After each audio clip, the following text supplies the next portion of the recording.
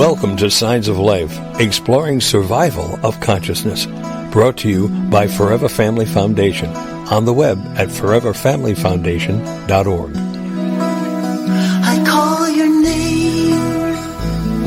The echo is haunting. The echo is always the same. I call your name. The echo is haunting. An echo can never be changed. So I call your name. Your name. And welcome to the gathering on Signs of Life Radio. I'm Bob Ginsberg, and I'm joined by Tom and Melissa Gould. Thank you all for being with us tonight. How are you, Tom and Melissa? Doing well. Yes, we are. Good to see you. Good to Melissa, see you too. Square blue shirt. Oh, I'm sorry. You didn't get the memo? I didn't. So this is the show for all our listeners. In case you don't know, where we want you to share with us, and if you had a question about the afterlife, or you wanted to share an experience you had, give us a call at 888-627-6008. You know, I meant to tell you this to you before the show, but I haven't seen this before. Got an email from a disgruntled person who wanted to let us know that she had a reading with one of the FFF certified mediums and accused the medium of fraud and deception. Ooh. Wow. And then, I mean, of course, I won't mention the medium's name, but it happens to be an excellent, practitioner. It turns out that the reason that she says that the medium must have Googled her because the information was exact, it was like 100% correct. So she naturally assumed that the woman, that the medium Googled her and found obituaries and all that other stuff. So, that's a first, and it raises the question, when do you assume that a medium cheated? Here, the medium is being criticized and penalized because of her accuracy. Just because she's, nobody. This person cannot believe that somebody could be that evidential, and yet we know this medium is that evidential. So that's a first. In 20 years, I haven't seen that before. Did you send this person a copy of your book about the medium? What to expect? No, I did mention it. I tried to respond to this person in a very professional and logical way. I thought I did a good job. And of course, some people, but it's like I didn't even write, just come right back at me. So that's when it's time you're not going to win. So yeah, move on.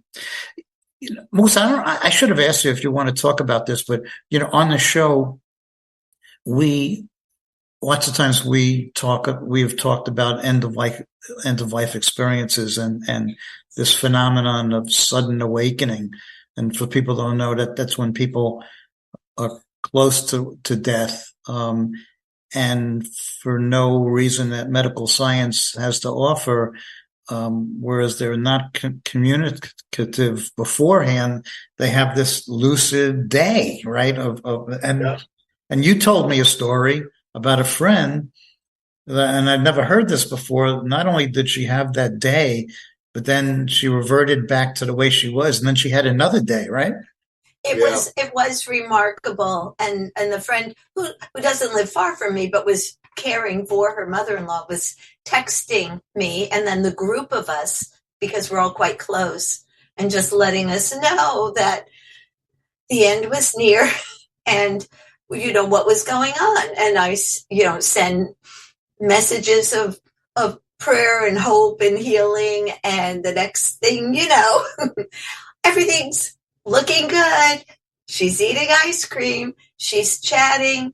When asked how she feels, I feel great.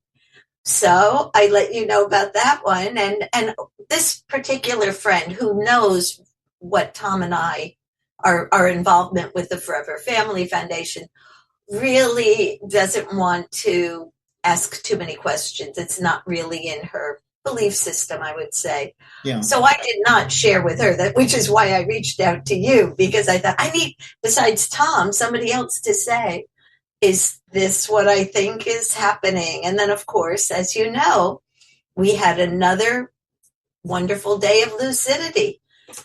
And then, unfortunately, that was the end, and a couple days later. So now we have this example that we can refer to. I'm glad you shared that with me too, because I learned something. Just goes to show you that there's no hard and fast rule when it comes to these things. Yeah. So, yeah. Quite interesting. We wanted to ask, is she communicating with anybody, past family members, but we didn't want, because in that situation, we didn't want to press. Yeah, understood. Let's go to a call. We have Sherry from Georgia on the line. Hi, Sherry. Yes. Hi. How are you? Welcome to the show. Well, thank you. Thank you. Do you have a question? So this is my first time on the line, and just kind of trying to get a feel of what kind of questions I can ask, or what. Well, let me just say I had some experiences, some dreams, in the past when I was a child. I was able to see things before it happened, and that kind of faded away from me.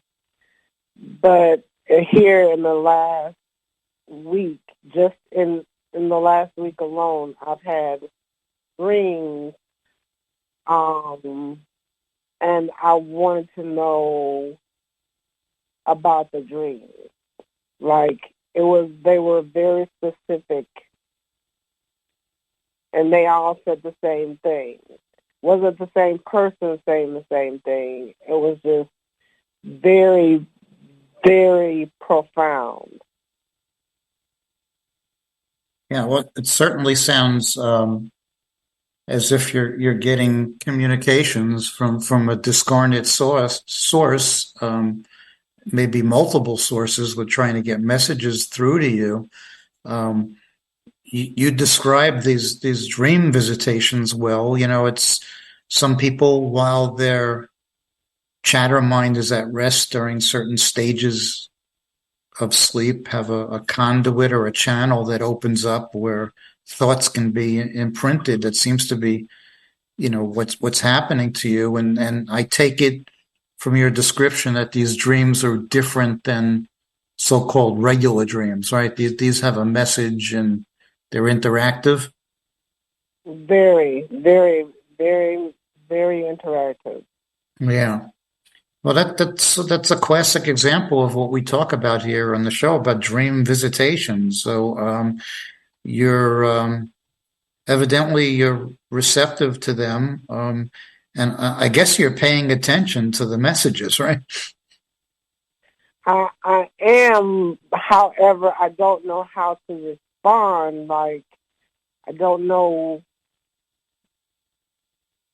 And there are times when I wake from asleep and I feel presences around me. Like there are people standing all around me. I even woke up at night and I felt a presence in the bed with me. I wasn't afraid. It didn't scare me. Normally I probably would have jumped out of my skin, but this particular night I wasn't afraid. I felt that presence like it was just cuddling up to me, and I kind of reached over and just wanted to be closer to that presence. Yeah, well, that is I think all of us are happy to hear that, one, because that sense of presence is probably the most prevalent form of after-death communication. People, it's not clearly defined, but you just know that somebody's around. But the most important thing that you mentioned is that you were not fearful of this, and why should you be? If your loved ones are trying to get through to you and surrounding you, you should embrace it and not be fearful of it. So, I mean, it sounds like, Sherry, you're highly intuitive, and we're glad to hear that you are embracing all of these things and you continue to get communications, and I hope that they continue. And how do I handle those? How do I go about handling that? Because that's just something I never had. Even like I said, going back to a child, being able to have premonitions, I never knew when it was going to happen. It just happened, and it would, most of the time it would frighten me. I also saw, and this might sound a little crazy, but I saw aliens, and they were trying to take me away. Well, listen, many people tell us the same thing, that they have all of these experiences as a child and they don't know how to handle it or assimilate that. They think that there's something wrong with them. And many even of the mediums that are certified by the foundation today tell us similar stories. They had these experiences as a child. They kept them hidden, because they were fearful of telling their parents or their friends and so forth for fear of being, labeled as something. But then later in life, they embrace these gifts. And there's nothing specific that you have to do about them. Just accept them for what they are. Would you agree, Tom and Melissa? Yeah, I think if it's something you enjoy, as far as getting that feeling that you're, especially being cuddled with someone, do you get a sense of who it might be? Is there someone who has passed that is close to you that you would hope would come to you in that way? It was someone that I hoped that would come to me and hold me and just one more time. Sure. Well, the best thing I can recommend is that you, as Bob says, it's great that you're not fearful. Mm-hmm. Also, that you acknowledge and just the one thing we always talk about here is that we always want to get communication from our loved ones, and many of us, like me, are not as intuitive as you are, so I don't get those experiences. But when I do, what I do is I say, "Oh, thank you for coming. It's so good to see you. Please come back." Show gratitude that they have come to you, and realize also that we have also found that when you've crossed over and you're in the pure energy state, it's not that easy to come back and give a message or make your presence known. So they're making a big effort to get back and to be with you in this way. And so, as I said before, the gratitude, thank them for that, and let them know that they're welcome, or he or she is welcome anytime. That will help in them, giving them the encouragement to come back and show you more or reach out more. So if it's a pleasant experience for you, by all means, show gratitude and thank them. And the point I was trying to make before, that it's hard for them to talk to us, but they hear when we talk to them. So at any time, especially when that happens, by all means, say what you want to say, and they will hear it. And Sherry, I want to add too, it sounds like it is a little troubling to you, a new experience, and welcome, but yet strange and perhaps a little odd. And I would love to be available to talk to you more, privately, away from the radio show, just so that you could, discuss your feelings a little bit more about it. And if that would help, you could reach out to me somehow through the Forever Family Foundation, and we could talk privately about this.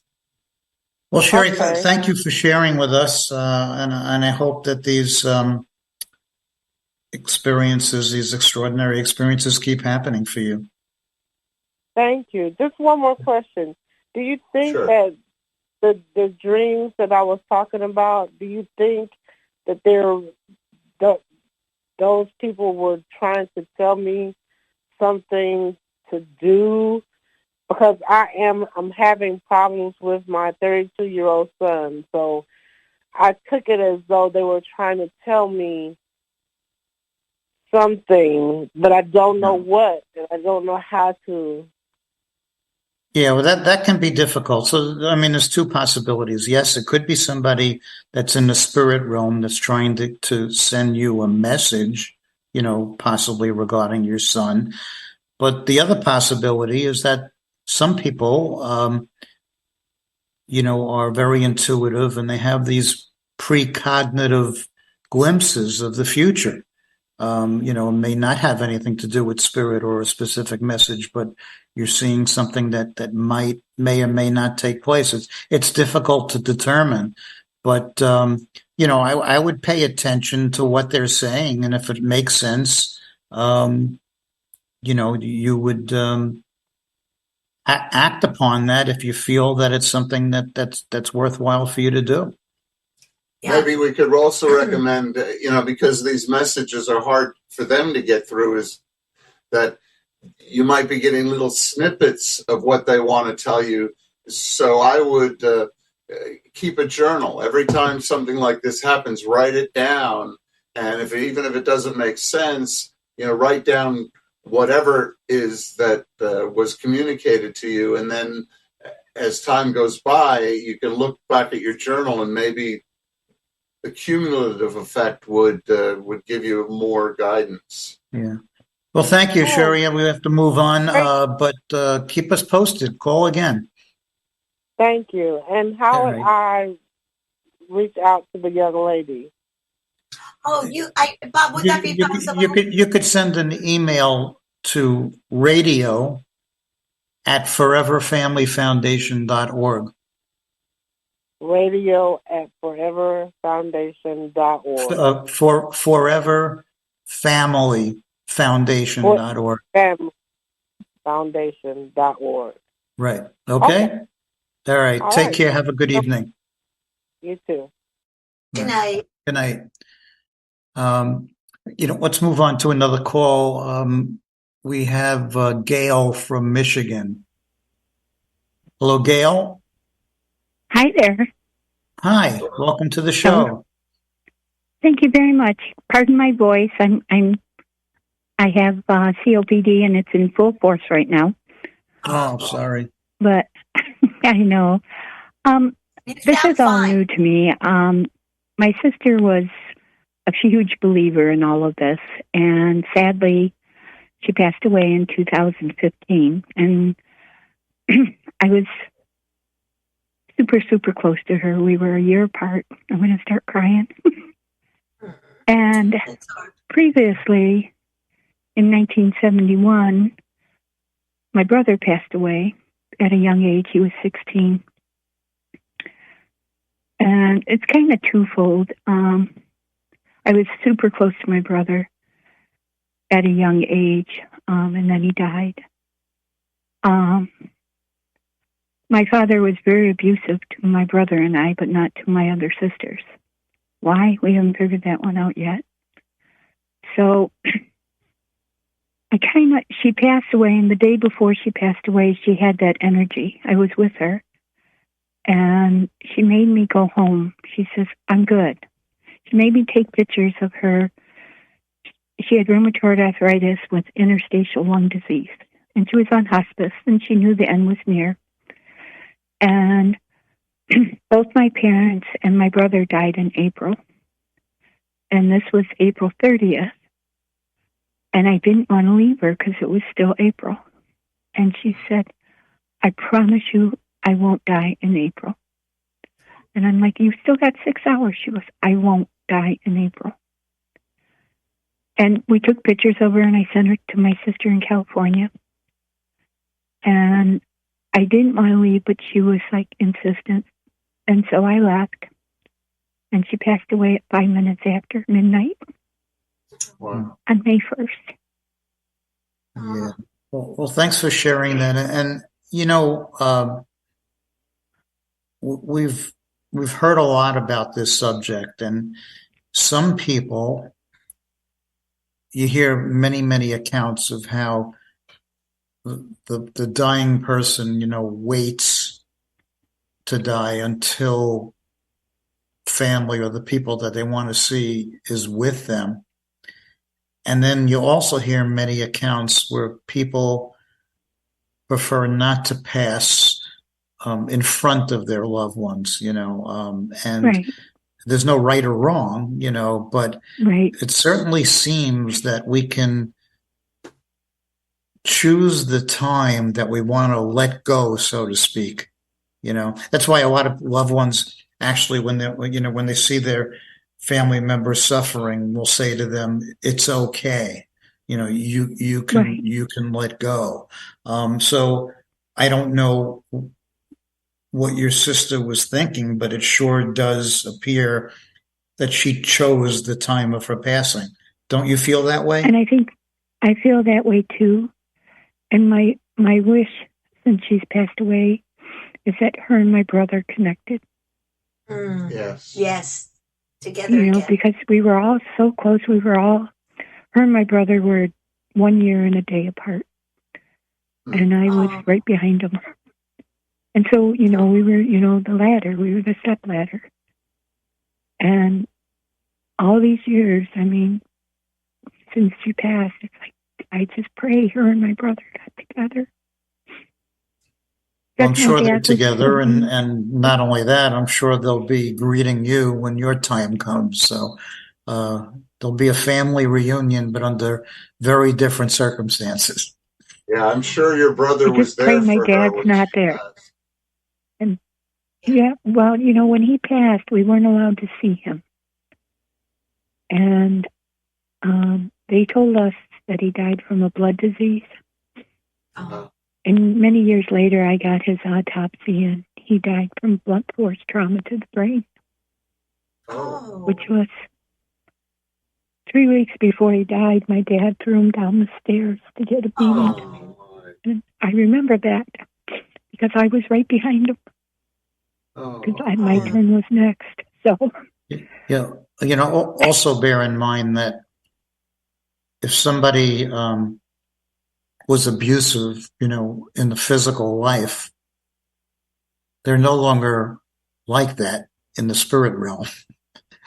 You know, so a lot of people are hesitant about meeting up with a loved one that abused them. I'm scared to go up there. No, but you know, right now he's filled with nothing but love, you know, and recognizes, you know, the harm that he's caused, because he's felt that probably when, you know, he had a life review when his time came to pass. So I wouldn't be fearful of that. I mean, you'll meet somebody that is the essence of pure love and compassion, that recognizes the harm that he may have caused to others. So don't be fearful. I would look forward to meeting the entity that he is today. Yeah, we see many mediumistic readings, and very often you will get a medium saying, "Oh, I've got this gentleman coming through," and when they realize who it is, they go, "I don't want to talk to that monster. You know, he was abusive and all of that." And invariably, every time that person is coming through to apologize, because as Bob says, when you get to the spirit realm, you understand what you have done and the harm you have done, and you feel terrible about it and want to make amends. So I'm sorry that you had to experience that in your life, but please don't hold on to it, and certainly don't be fearful that it will not continue in the spirit realm. And try to send forgiveness. I've gone through obviously many years of therapy, and I'm not holding on to it. I've done really well in containing it and that. But one of my other things I wanted to ask, and I know you have other people waiting, is for the past 6 or 8 months, I've been dreaming. My first husband died. He was, we were divorced when he died, and he died of juvenile diabetes. But we divorced on really easy terms, and we talked until the day he left. And I dream about him almost every night. Wow. In some way or another. Aww. And it's like we divorced because of his diabetes and his, he wouldn't control it. And I tried to control it for him, and, you can't do that. But when it was out of control, he was just mean, and I had 3 young children, and it's like, I've got to protect them. And we both cried at our divorce, and the judge is like, are you sure you want to do this? We held hands, and I said, I have to protect my children. And he agreed. He goes, yeah, because it gets out of control. And when his sugar was in control, he was the greatest man on earth. But when it wasn't, it sounds like he's healed now. It sounds like he's healed now. Wants to show you that. Yeah. And listen, Gail, you are connected in this physical life, and you remain connected, even though one of you no longer has a physical body, and that's why he's coming to you in those dreams, and so that's something to look forward to, get to more, and to look upon those with kindness, Okay. So thank you for sharing all that with us. We wish you continued. Okay, and thank you for listening. Okay, thank you. Take care. Bye-bye. Be well. Okay, let's go to Johanna from Maryland. Johanna? Hi. Yes. Hi. Thank you so much for taking my call. My question today is, I've had really very dear friends, a father figure, grandparents, and very dear pets all passed away over the last couple of years. And I have experienced where they have visited me. At least I'm going to tell myself that that's what's happening. But I wanted to know, do I have to wait for them to come visit, or is there a way? I mean, I pray every night, and I'll pray to them. I'll talk to them. Is there anything? I'm not a medium, although I would love to train become a medium. But is there anything I can do to kind of encourage them to come see me or visit me? I wish we had any sense at all. I wish we had a magic bullet for that, but it sounds like you're doing the things that we usually recommend, and that invite them, whether that through be thought or intention or prayer, to come through and to remain, open. Some people have certain ceremonies that they've, or rituals, like, lighting a candle, talking to them out loud, having a conversation with them in your thoughts, and just before you go to sleep, invite them to join you in your dreams. But there are certain other things that you could be proactive with, which not a lot of people know about, that we sometimes talk about, such as induced after death communication. where practitioners can actually, using a process that's similar to EMDR, put you in a state of mind that invites loved ones in spirit to come through. There are certain practitioners that do that. Dr. Johanna demonstrates that at some of our grief retreats, but it's not a guarantee. It probably probably about 50% of the time people report visitations from their loved ones. So, but there are other than that, there aren't a lot of things. Some people, you may have heard us, if you listen to the show, talk about electronic voice phenomena, where people turn on recording devices, which you use your cell phone, and sometimes spirit can imprint their voice onto a recording device. Again, that's not a guarantee, and sometimes it takes many, many months or sometimes even years for it to occur, or sometimes it happens right away, So, but these are things that are not guarantees. I mean, there's really nothing that's guaranteed in the spirit world. So just doing what you're doing, I think, is fine. It'll happen when it happens. I'm just being impatient. Tom will say, make sure you say thank you for every dream visit you get, and letting your loved ones know you are aware of them and you welcome more. Aren't I right, Tom? Exactly. And also meditating. I know, that word meditation is thrown out there a lot, and most people respond with, no good at meditating. But I sort of stand by the 5 minutes a day of just quietly focusing on your breath and repeatedly doing this every day as a routine.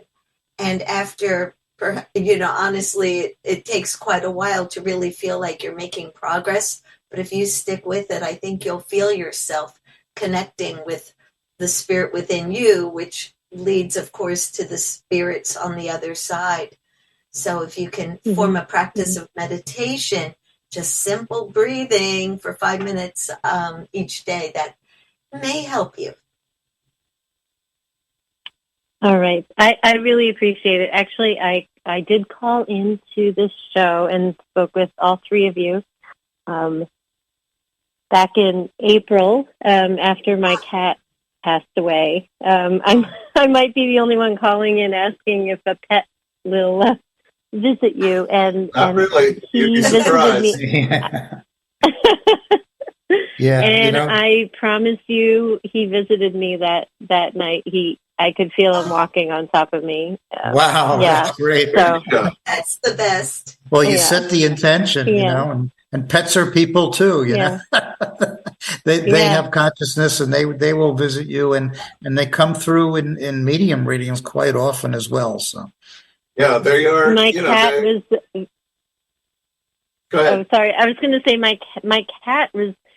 I used to be a massage therapist, and I learned a lot of, I learned some energy healing, and I was learning about that sort of stuff. And I was practicing in my room one day.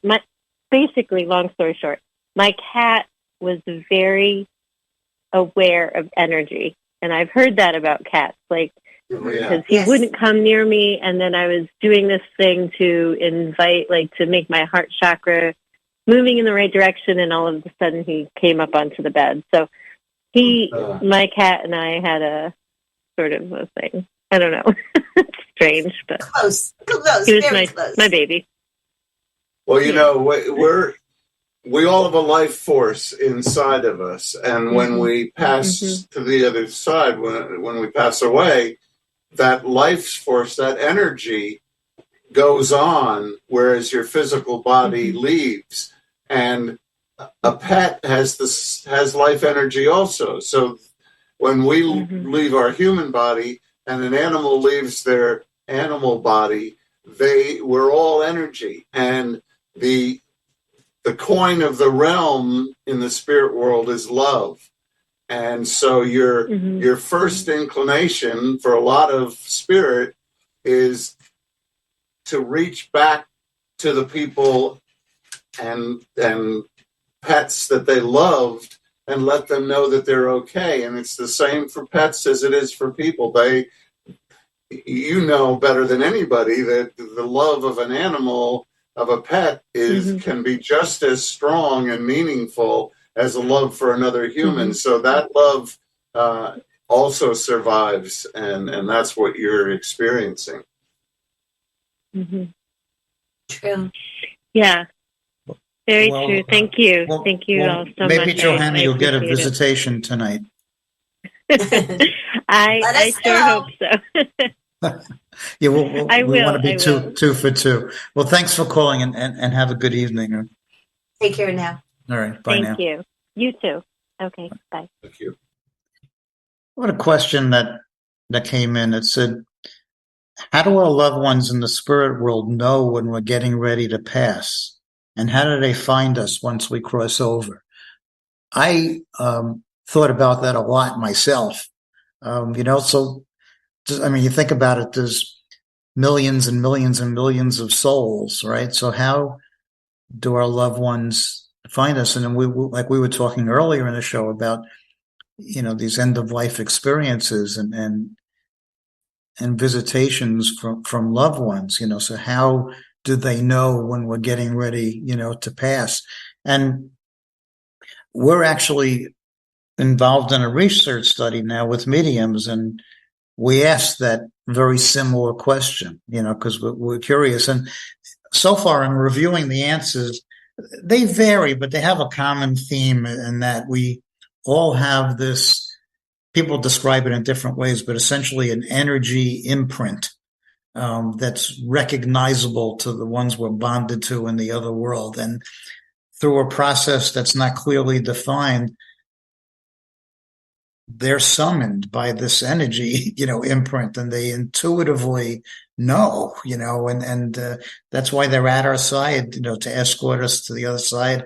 And our other loved ones that are already there are there to greet us. So it's a phenomenal thing. And we know that it happens.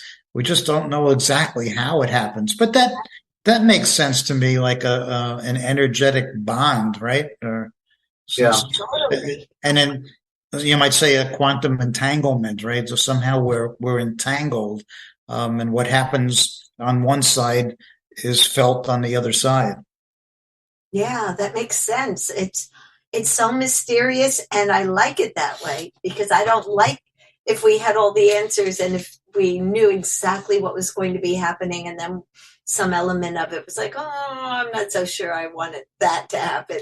So let's not know. Let's just wait and explore the wonderment of it all. Yeah, exactly. It's, there's a lot of talk about that we're here in the physical world as a means to learning and growth for our soul and that sort of thing.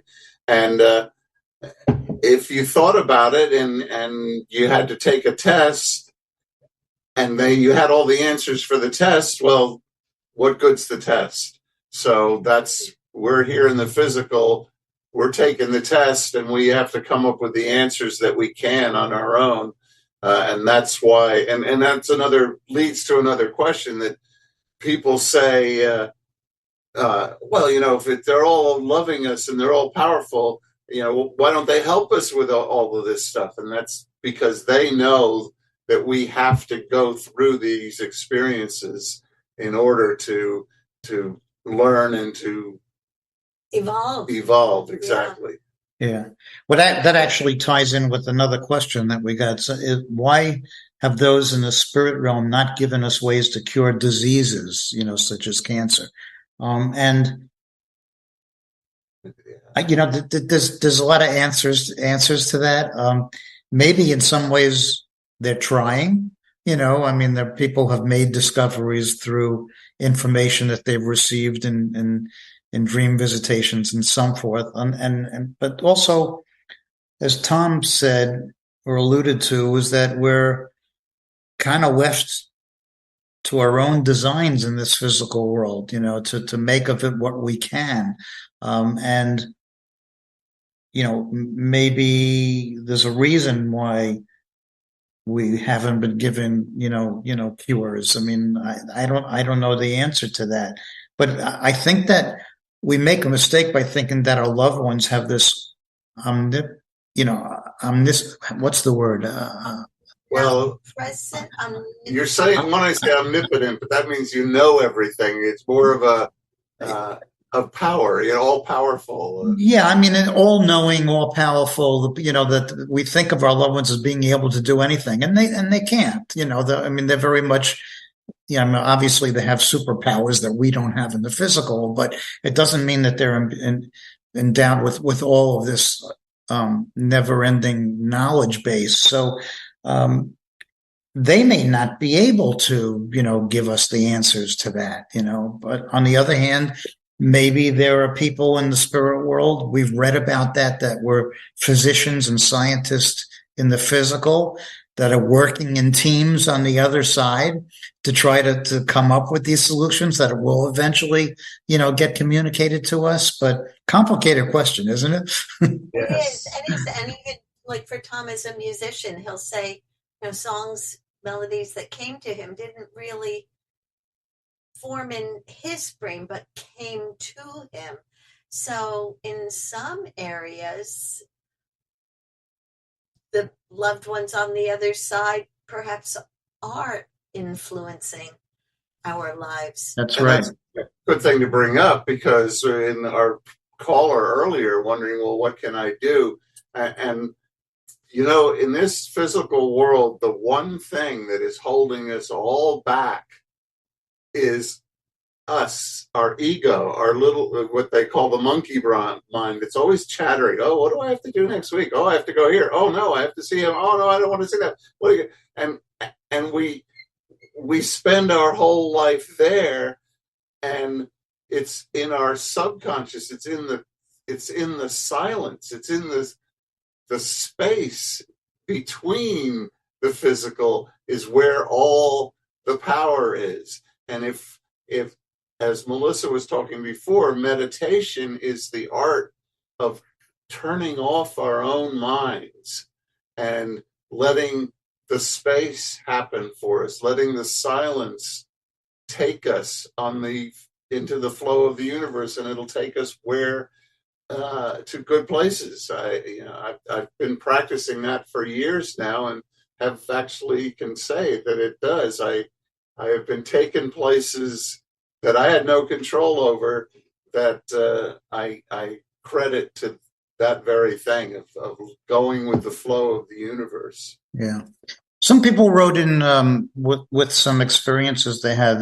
This person wrote, my son loved his golden retriever, Chloe, who transitioned a month before my son's accident. One morning while I was waking up, a vision of Chloe appeared, and within seconds, my son's image followed hers. The image was from the waist up, and he had a peaceful look on his face.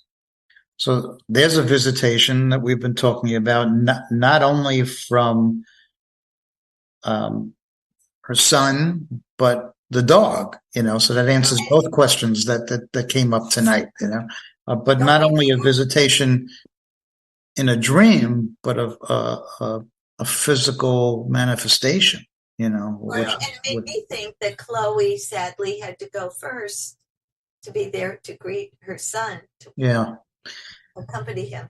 Here's one that came in. It actually came in with a recording that I can't play, but our son Kyle transitioned suddenly in May of 2020 at the age of 40. He was a creative, gregarious force of nature while on Earth, and that didn't stop him when he crossed over to the other side of the veil. An after-death researcher told me my son was one energetic and determined spirit, and that he was. He bombarded our whole family with signs, so I knew I wasn't just imagining things. I wrote down over 50 signs, but there have been many more. But my hands down favorite was a recording. About 8 months after he'd passed, I was in my bathroom getting ready for bed. I happened to glance at my phone, and the recording icon somehow caught my attention. I never recorded anything before. I picked up the phone, and on a whim, I did a couple testing recordings. Yep, it worked. My next recording went like this. I love you, Kylie. Can you say mama or Coterian? She says that last word was just one of their stupid joke words, so I should ignore it. I was in the upstairs bathroom all by myself. My husband was in the basement. It was totally quiet. I immediately played back the recording, not expecting anything, but what I had just recorded. It sounded like this. She's saying, "I love you, Kylie. Can you say mama?" And then there was a click, click, mama or quaternion, quaternion. A second mama actually appeared on the tape. It was not the same voice as mine. It's hard to decipher whose, but it did sound like my son's a bit. I kept blinking and playing it back, and then I stood there for a few minutes thinking I was going out of my mind. I ran downstairs and let my husband, a total skeptic, listen. He shook his head. "You must have recorded the second mama," he said. And I responded, "It's not the same, and why would I do that? It's in a voice I can't mimic." He was flummoxed. I then sent it to a researcher I know who wrote back, "Of course I heard it, and I don't even have my hearing aids in." These phenomena are common, but it's in just about all the cases, the sender and recipient were very close. My son and I were definitely very close on Earth and now in our new relationship where he comes through often to make sure I have no doubt that he's still around. And then she attached the recording, which I listened to, and it's very clear. There are two mamas when she said that she only recorded one. Wow. It's sort of like on cue, her son was, she's saying, "I want to hear mama," and he said mama. So it sounds like two mamas, but one was the response. So those things are very cool to hear. Yeah, that's an absolute EVP, to be sure. Yeah. Melissa has a very similar one. Yeah. And obviously she said she's got over 50 signs, and that's the one that's because, and we've talked about this, that's the one where she has the hard evidence. She has the recording, right? Yes. It's not something that she heard from a third party. I hope our listeners experiment with that. And I don't believe we've actually done that exact experiment. We've let our recorders run with total silence and then played it back to see, did we get, our intention is to hear something, but we never made a request like that. Right. And that's a lot of it. I mean, reminds me of I took my mom to a medium who always recorded every session with a cassette tape back years ago. And about 45 minutes into an hour-long reading, she goes, "Oh," and it was my father coming through for my mom, and the medium says, "Oh, he just told me he's going to mess with your tape." And I said, "Okay, that's nice." And I took the tape home, and that was a time when CDs were starting to come in and people didn't have cassette players anymore. So what I would do is I would take the cassette and then burn it to a CD so Melissa could listen or my mom could listen in the car. And sure enough, it got to 45 minutes and I'm listening to the tape and the medium says, "Oh, and he's going to mess with the tape." Yeah, and just like that. And it was like, I was aghast. I mean, wow, it's exactly the point. So yeah, it does happen. And when you think about it, it's our life force energy, when we become pure energy, what better way to communicate but through electronics? Right. Because that's all energy running through wires. So you jump into the wire and you leave your imprint. Right, exactly. Here's a question. Is it wrong for me to wish death upon a loved one who is suffering? And people may have different opinions about that. I mean, my opinion is, of course not. I mean, you're wishing the passing out of love. You're not, so. I mean, as an end to suffering, when it appears that there's no more lessons left to learn, it's time, and just the physical body isn't cooperating, but the mind is ready to, to go. So, but a lot of people, I can understand how people are conflicted. I mean, right, Melissa? I mean, that must, people feel horrible after making a decision to pull the plug, right, on somebody. No, it's so sad that they're faced with that. It makes me recall many years ago, decades ago, Tom's sister-in-law and I would have conversations while her mom was having in-home hospice care, and her mother was a lovely, wonderful woman. And we would talk in the afternoon, my sister-in-law and I, and just why? What's she holding on for? And all I could come up with was, now we're getting into another realm of reincarnation or something, because I thought there must be a soul waiting to come into this physical world and is going to adopt or take on Mim's, spirit or physical form. I don't know how you would say that, but needed a body to come into.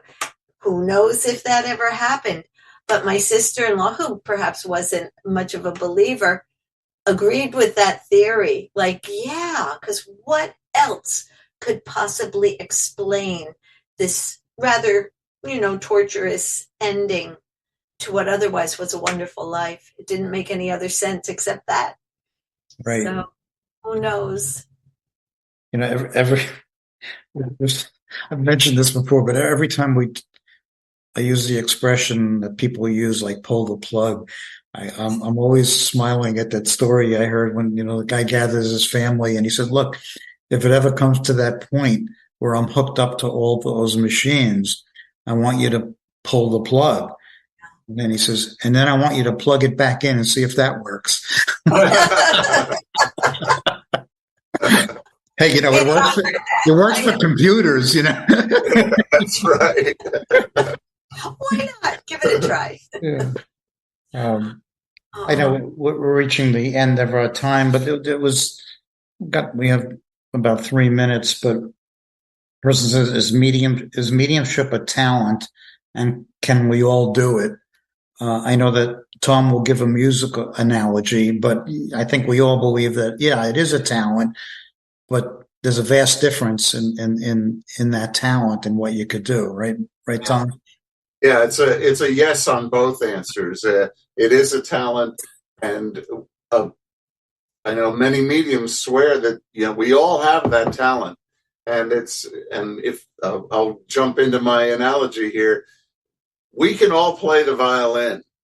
You can pick up a violin and you can play it, but if you're going to play at Carnegie Hall, it's going to take a lot of dedication and work, and that's the same way with mediumship.